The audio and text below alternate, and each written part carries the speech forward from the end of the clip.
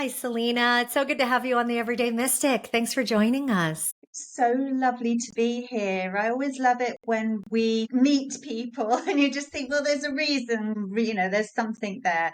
So I'm sure I'll learn something or gain something from today. I always love making these spiritual connections. I feel the same way about doing this podcast that every time a guest comes my way and I have these conversations, I deepen, I Yeah. learn something more about life, about aspect of my journey. It's always so aligned with what is needing to The next unfold. step. Yeah. And that's true of Yeah. all these interactions that we have, whether it's on a podcast or just on the street or Mhm. in the office, isn't it? That when we Yeah. come across people, there's usually a reason. Now, maybe just a whatever passerby, not so much, but when there's an actual exchange and there's something meaningful there, there's a reason behind that. And I think the thing is that we go through life when we're younger, such in a hurry and so within our heads, worrying about we've got a spot or we've got this or is my hair okay or whatever we're worrying about. We tend to be very within and we miss those connections. And so it is wonderful that life tends to bring you back those opportunities again and again until you get the lesson. Sometimes that can be negative, but a lot of the time, it's really positive. It's lovely to meet people and they sort of give you, like in the relay race, they give you the baton and then you think, oh yeah, that's what I needed to take the next step to go forward. And I think sometimes you get to the stage where you're meeting people and life becomes really aligned and you thought, oh yeah, I needed that. Oh, they've just given me that. And it flows and it's wonderful to be that way. It's instead of, I think a lot of the time we put so much pressure on ourselves to meet deadlines, to achieve things, to get goals, to be productive. And we're sort of in a mask or in a tunnel vision and we miss all of that. And we're actually missing real life. We're actually missing spirit or the universe, whatever you believe in, is there waving, saying, hey, the answer here. And you're not even looking or paying attention to life Yes. as we charge ahead. Oh, Yeah. yeah. That tunnel metaphor is a great way to put Yeah. it, of that tunnel vision that so many people, and certainly I lived in that for a portion of my life. Did you also live in that tunnel, having that race that you didn't know you were in for a while? Well, rather than a tunnel, I lived in fog. I lived in this density that I didn't like a knot of wool or a ball of tangled wool because I just didn't know where I was going, what I was doing. And the more anxiety I had, I didn't understand everything. I had big questions about life and I was all confused. And the thing is that growing up, obviously there was no internet. So nowadays it's brilliant because there is a lot of information that can be negative as well, but there is a lot of information. But for me growing up, I was just like so lost and in this big ball. And so I didn't really have tunnel vision. I was just really lost, if that makes sense, And that's why I discovered tarot. For me, that was the start of my spiritual journey. I just knew there was something more. I knew there was something more to life than just getting up, going to school, coming home and living that life. And luckily enough, I found tarot and it gave me that start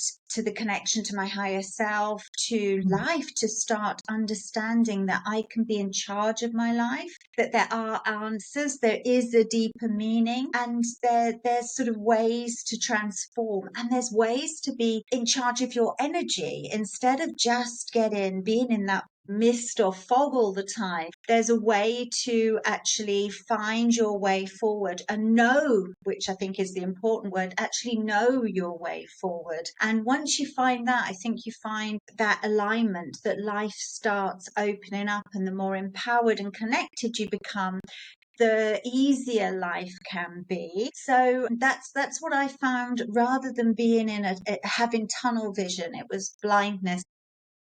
Yeah. Yeah. It's like you don't know Yeah, you're in the fog until you realize you're in the fog, or you don't yeah, realize you're in the tunnel, or that you're in a limited paradigm of yeah, reality until you realize that you are. And then you yeah, see it. It's kind of like you don't know you're the fish in the fishbowl swimming around in yeah, a circle exactly. until something alerts you to this, that something Yeah. tells you. Was there a something that told you this? Was There were lots of things. I grew up and I had a lot of trauma, which I think set it off. I realized that there was a lot more to life because I didn't fit into life, and so I was like, well, nobody else feels like this. Everybody else seems to be okay. Obviously, they weren't, but nobody really speaks. Nobody opens up. Nobody says, I'm not coping. Everybody just seemed to be able to get on with things. So that was sort of my early childhood. And then later on, I experienced deaths in the family and things like that are real awakenings. And for me, that awakening meant that I connected more with spirit. I understood that energy never dies. And it was such a gift at an early age to understand that. And even now, when I speak to people and losing someone or situations are really, really difficult. However, when you sort of say, well, energy transforms, it doesn't die. A lot of people still have so many doubts or want so much proof that there is life after death or there is energy doesn't die. And I'm like, well, why don't you believe this? Why don't you understand this? And it's sometimes quite hard to get people to think we're just not here. We've had past lives, we'll have future lives. There's all this other stuff going on around us. And I feel once you understand that, it really helps you move through life, doesn't it? I want to go back to what you said about trauma and early trauma. I have this theory, and I'm sure other people believe this too, but I want to get your take on it, that those of us who experience a lot of trauma, now, like you said, we're all traumatized just coming into this earthly plane. And there's a lot of trauma that we can say exists on a spectrum of mild Yeah, to extreme. So a lot of people experience it. But for those who experience and are really impacted by trauma, I feel like that's this cracking open that happens to this knowing and this for experience and to sure. seeing things differently and Yeah, starting also to ask those big questions of like, is this yeah, all there is? Can this yeah. be all there is? So I feel like trauma is a true gift in that way. How do you feel about that? Well, it is, and it comes up a lot, especially during my work, because I work with people that are going through trauma, and a lot of the time sort of go back to this. It's a blessing in disguise, through this awakening, through the dark night of the soul that you're experiencing, there will be a rebirth. You'll discover something new. I work with two sisters that went through trauma. One has just gone on with life. That happened. I'm just, working, I've got family. I don't know why my sister's so upset by all of this. And the other sister has struggled all her life with different addictions and problems and so many different things. And I feel that the difference is when you sign up to become a light worker or you sign up to a certain deal that you're going to use your lessons to help others. I feel that that's when you go through the awakening, when you sign up for the spiritual journey, you then feel things on a different level. Because then eventually you'll use that knowledge to shine your light for others. So I think that's the purpose of when you go through everything. And I know that I've led a lot of people or held their hand through a lot of different healing journeys. And that's what has eventually happened. They've gone on to shine their light for others, either by becoming a healer or maybe even a counselor or a school teacher, but in some way they're passing that message on and they've understood that the light's there and they're sort of passing it on. At the moment, I've got one client that keeps saying, I can't go on. It's just one thing after another. And you think sometimes that spiritual journey is like that because we learn lesson after lesson and it can be really, really hard. As I'm sure you've had your hard lessons as well, or you wouldn't be here today doing this. Yeah, and it's a beautiful thing to get to a point of where you are able to pass things on, but the journey itself is also beautiful, right? There's no, to me, end destination that you get to in No. this, even as a guide, right? Even Yeah, as for someone who sure. shines the light. That is a privilege of the passing the torch or passing the Hmm. baton, as For you said, or sure, for shining the sure. light. And I always picture us light workers being that, just like holding a They're lantern. light warriors, and I Yes. feel like It's just like holding a lantern and we're like this way over here. yeah, And for it's not, sure, for sure. you're not walking the walk Yeah, for somebody. They have to still walk the walk. They still have to go through their own dark night of the soul. They have to go through everything. Everyone gets to do that. And that's the beautiful yeah. thing about this life. We Mm-hmm. all get to live it in the way that we wish. And then there's those of us here that are acting as guides to say, Yeah. okay, this is how it can be done. This is where some light is shining when For you're feeling in sure, the for dark. sure. Yeah. Yeah. Somebody asked me a while ago, why do you do what you do? And I said, well, I want to be the light that I really needed when I was going through all of my difficult times.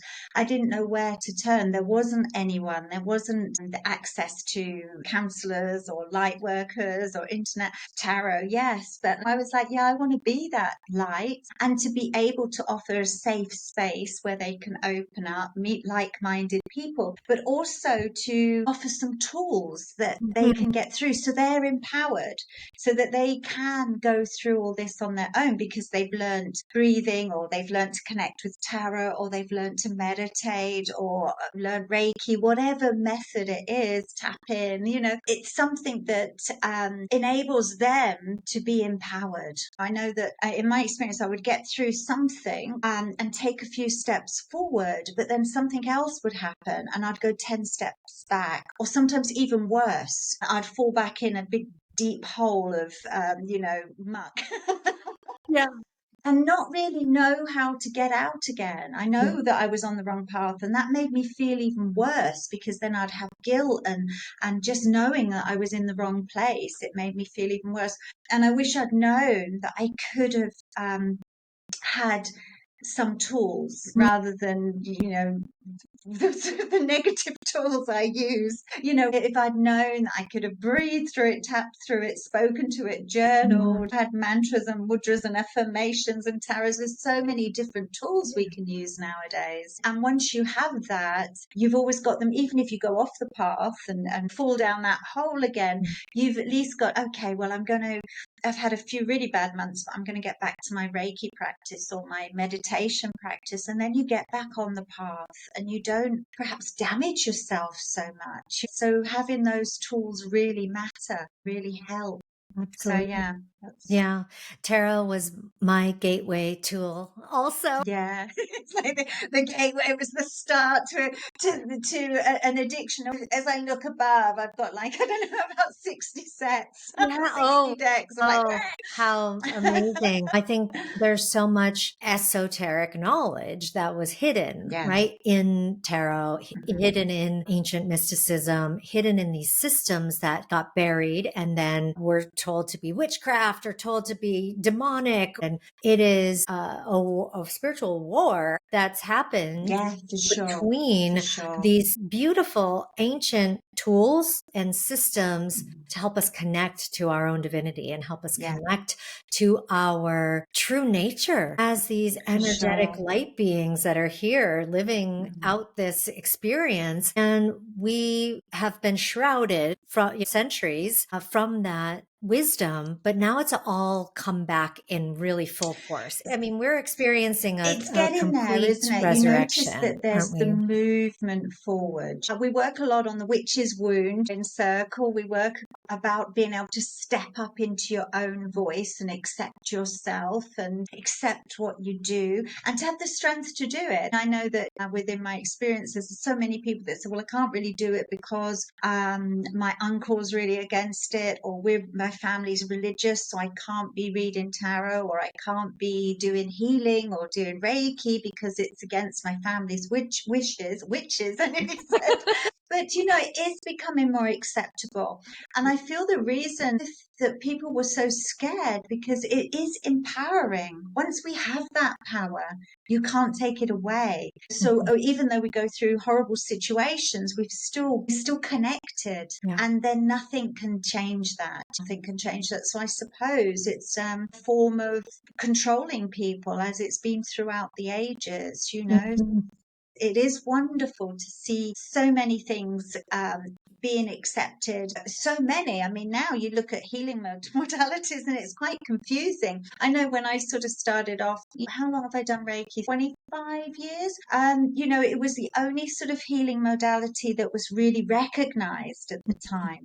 But since then, there's just so many, and it's wonderful. You think of the steps it's taken in the last decade, and I suppose since the birth of social media, there's just been so much more available, which is amazing. And It so is. much on offer out there.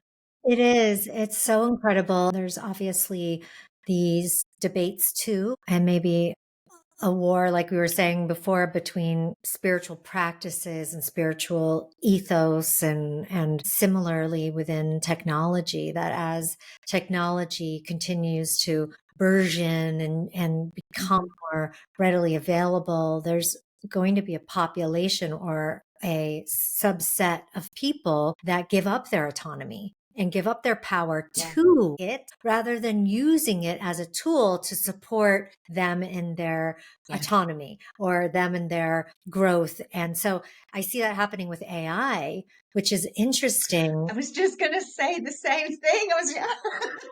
Yeah. It's quite scary, isn't it? Well, it's interesting to me. I'm looking at it as it's something we created. So it's this human creation, like the internet. And the internet Hmm. has been this incredible tool, as we were just saying, to spread knowledge of these Yeah. esoteric traditions and tools that can then help people and tap them into their own divinity and their own intuition and their own power. So that's a beautiful Hmm. thing that it's done. But then we could also use the internet as a drug. Right. And it can Hmm. become and take over our minds and take Yeah. over our souls in that way. So I think it's the power of keeping ourselves still Yeah. in a state of, well, we're the operator, we're the creator. We're not going to be So the much so. slave to that system. And I think it just through that choice and that intention that it becomes that it is so I'm holding that as I look at AI now and it becoming more powerful in our world. um, Mm. I've been really contemplating that recently and changing that idea of, oh, this scary thing that's going to destroy humanity, and more of, oh, well, it's just an aspect of our humanity. Our humanity created It's that. for And true.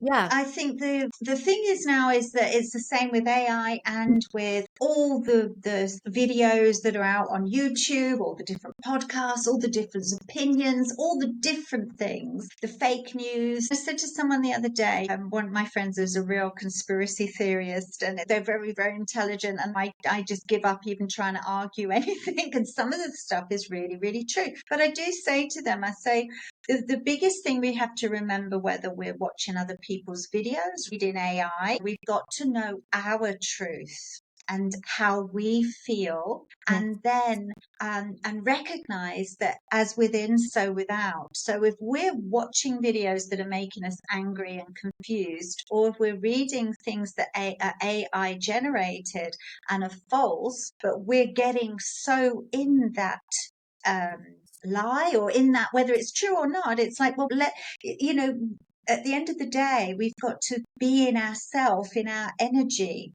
to make us feel good. Because a lot of the times, if we get too much, as you said, it's like an addiction, because we get too much into what people are saying or following people or the flat earth theory or whatever it is, we can get too much. And I think that's the danger with AI and the internet. We have got to recognize the truth. And sometimes that means that we've just got to know our truth and become aware of how our energy feels when we're reading things, when we're doing things, and then sometimes stop and think and say, and this is what I sort of said to my friend the other day. I said, Look, to be honest, if the Earth's flat or round, I don't really care because I'm just carrying on with my life and I'm trying to do my bit, shine my light and help those that I can around me. If either we're going to fall off the end of the earth, but I said I don't really want to waste my energy on thinking this because it doesn't really affect me one way or the other. I could lose 10 hours debating and believing it or not believing it. I could spend those 10 hours feeding my energy and helping someone else. And I think sometimes on the internet in general, you can be sucked down these sort of like drain holes. Yeah. Yeah. It's very difficult now with AI generated images. What's There was real? one of an Yeah. actor the other day, and they'd said, I don't know whether it's a TikTok account or something like that, that they'd generated the AI image, done 2 months as an AI account, and they'd got 2 million followers, and they were all following a guy or an image that was supposed to be an actor just to prove how powerful AI was. Yeah. And you think that can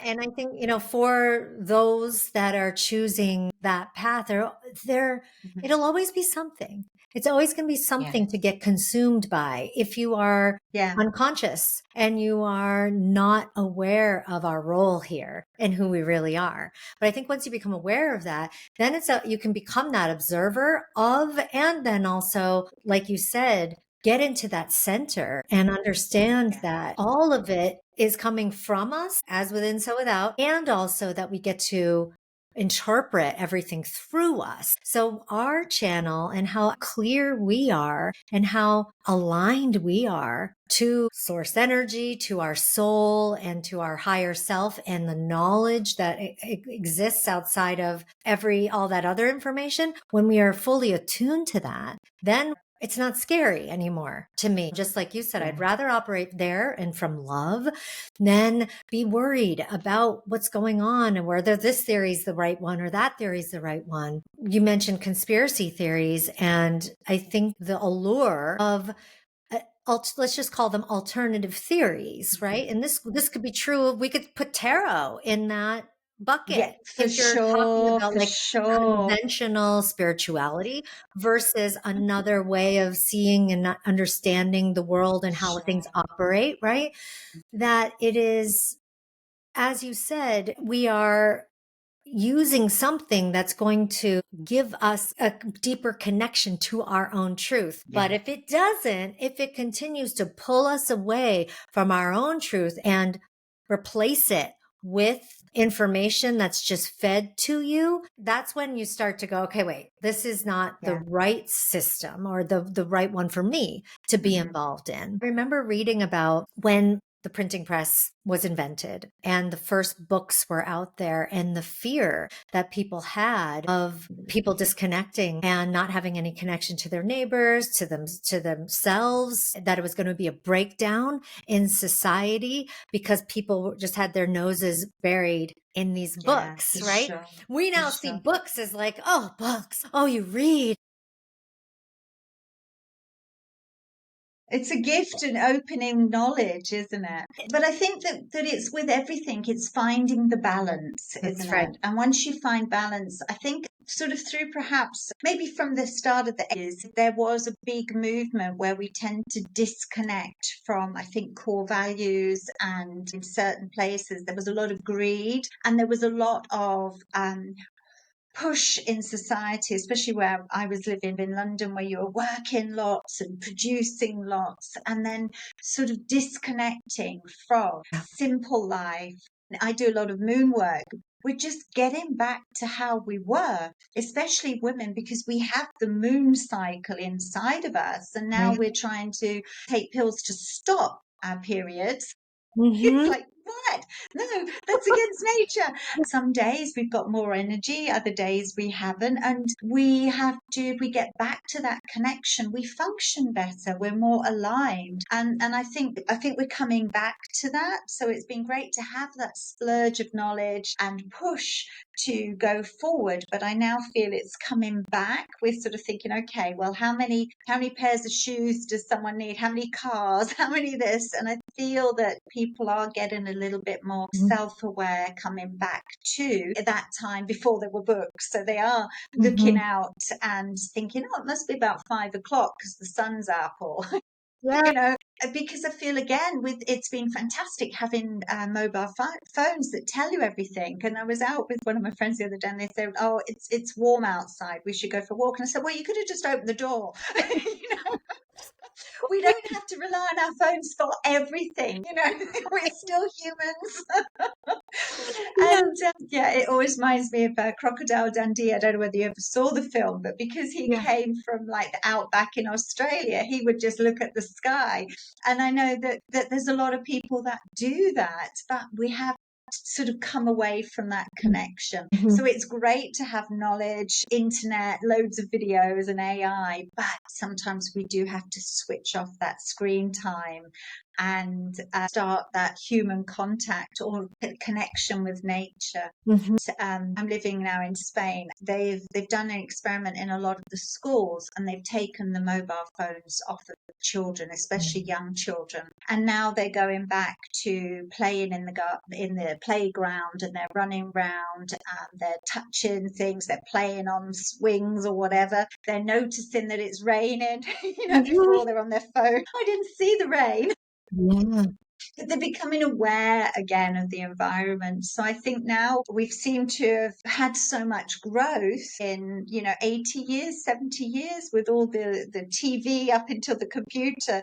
And it sort of did take our lives over. But I think now we're aware that we have to have that balance, and there's screen time, and, Mhm. AI is great if you use it for your purpose, but don't let it take over your life. It is, yeah, it's Yeah. finding balance and things Yeah, now. balance is the key, isn't it? And it's the way nature works. Nature's always Yeah, creating an equilibrium, right? It's going to bring the rain when the yeah, earth calls for the rain in that area. It's yeah, always balancing out, and we are nature. And I trust that we'll, as a species, continue to balance out, and we'll go through these for swings sure. of where it's intense and it seems hopeless and like, oh, this is going to go into this direction of where we're going to kill ourselves and we're going to ruin Mm, ourselves, our humanity. There's a lot of talk of that, of how even past civilizations have self-destructed because of for their sure, for sure. greed or because of technologies that they had created. And whether or not that's true or not, I also see that as a balancing. I've been speaking to a lot of light workers. I work with a group, and I gather to send healing and to top ourselves up so we can go on to keep healing others. And I think it's a very challenging time for light workers, but I do feel it's like it's always the battle of the light and the dark. So at the moment, we've got some very dark energy, negative collective energy with wars, with everything that's going on, and the imbalance it feels like it's making in the world. And then we've also had eclipse seasons and equinox. There's a lot going on planetary or astrologically, as well as the collective. And then on the other side, we've got all the light workers that I feel coming through a challenge and growing their light, becoming more powerful to keep that balance. And it is challenging. I speak quite a lot about the sisterhood wound in amongst spiritual people, because sometimes there's so much competition that you're like, oh my God, like her post, support her. She's not going to take anything away from you. And the more us light workers support each other, stick together and keep on going, will be the light that's needed to balance out that Yes. darkness. That's what I believe, which is so lovely to meet people and have different communities going on. And you think, yeah, this way we'll keep rising.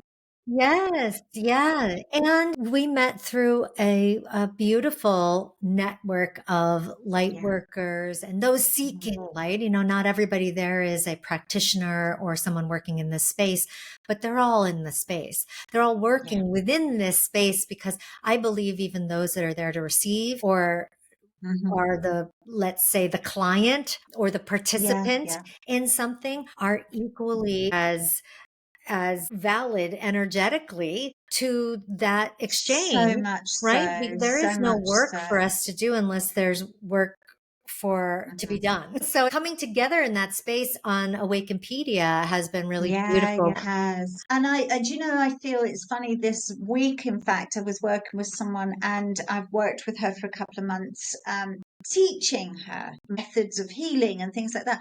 But I just think, oh my God, every time, because she's inquisitive, because she feels something different, I think I learn so much Yeah. from her.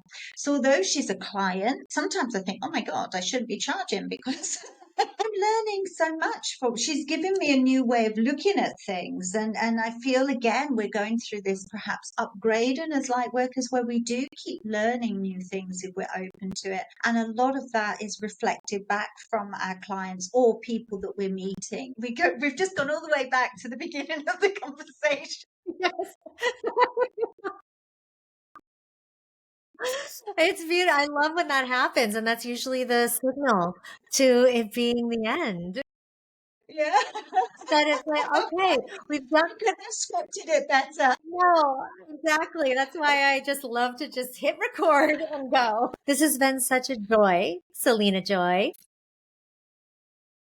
What is it that you most offer in the world that you want to bring through your light? Do you know what the most thing my passion, I do lots of different things, but my main passion is womb healing. So throughout my journeys, I started with tarot. I went to be doing healing modalities like massage and acupuncture. And the more I worked with the body, so a woman would come in and I'd massage her and think, oh, this wound is deeper. So I went to acupuncture and I thought, oh, this wound is deeper. And then started working a lot with different energy modalities. And then it sort of all led me to the womb because we're born with our ancestral lineage, sometimes a lot of pain, a lot of wounds, a lot of silencing for us empaths, where we were burned to the stake or told to shut up, or my God, don't pick a medicine from the forest because that's wrong.